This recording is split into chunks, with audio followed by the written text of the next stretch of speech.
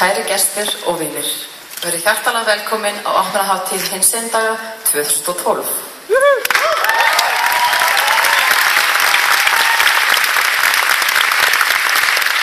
Í rúman áratug hefur opnunarkvöld hinsegin daga verið okkar kvöld.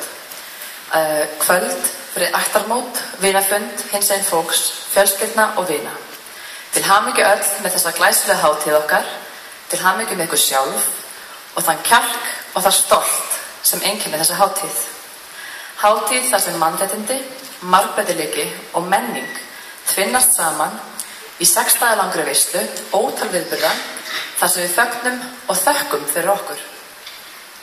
Árið 2012 er merkilegt ár í hinsegin sögu Íslands, en fyrir sumar var stærsta áfangasigri transfólks á Íslandi náð með lögum úrbætur sem snúaða stjórnsýslu og málsmeðferð, tilhögun kynleiðréttingar og nafnabreytingar í þjóðskrá.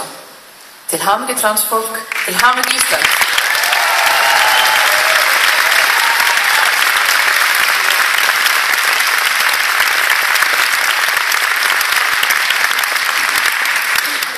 Í vor var haldin hér á landi hinsegin heimsmeistaramót í sundi sem heppnaðist afar vel og síðustu helgi var í fyrsta sinn haldin gleðiganga á Akureyri. Við vonum svo sannarlega að hún sé ekki svo síðasta og við gleðjumst jafnframt yfir því að fá fréttir af kjarkmiklum hreyfingum á landsbyggðinni. Ef litið er út fyrir landsbyggðina, þá var geitataldi í Færeyjum fyrir 2 helgum, þar sem borgarstjóri Reykjavíkur mætti bleikur og hýr að vanda og hélt dúndur ræðu. Hinsegin kórinn tók lagið og var heimsfrægur í Færeyjum á einni nóttu.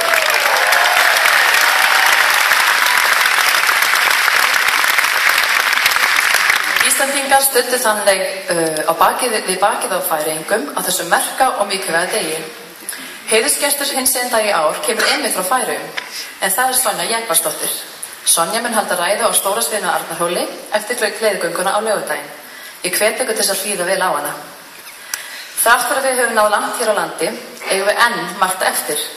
Við megum ekki gleyma að mannréttindabarátta er ekki einkamál þjóða og að alþjóðasamfélagið er öllum samfélagum öflugra þegar kemur að því að taka afstöðu. Að öðlast mannréttindi fylgir ábyrgð og þess vegna gleyma hinsegin daga sér ekki í gleðinni og fögnuðinum yfir sigrum á eigin vettvangi.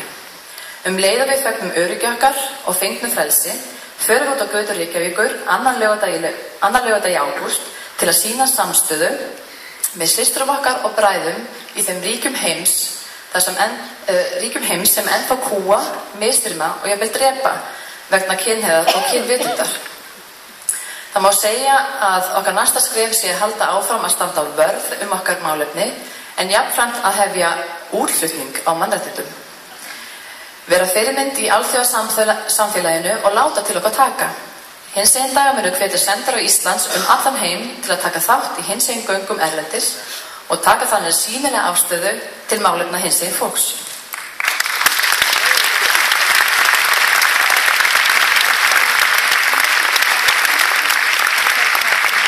Þurfum við fyrirmyndir og við sem erum lengra komin berum ábyrgð. Ábyrgð gagnvart fólki sem er að taka sín fyrstu skref út úr skápnum. Við þurfum að taka vel á móti þessum einstaklingum. Svo ég vitna nú í slagorð Íþróttafélagsins Styrmis, við erum fyrirmyndir, ekki staðalímyndir. Sjálf er ég að þeirri kynslóð sem er svo heppin að hafa fengið ýmis mannréttindi í arf og ég mun ávallt vera þakklátt þeim sem ruddu brautina. Það eru mínar fyrirmyndir. Samstaða færir okkur framfarir.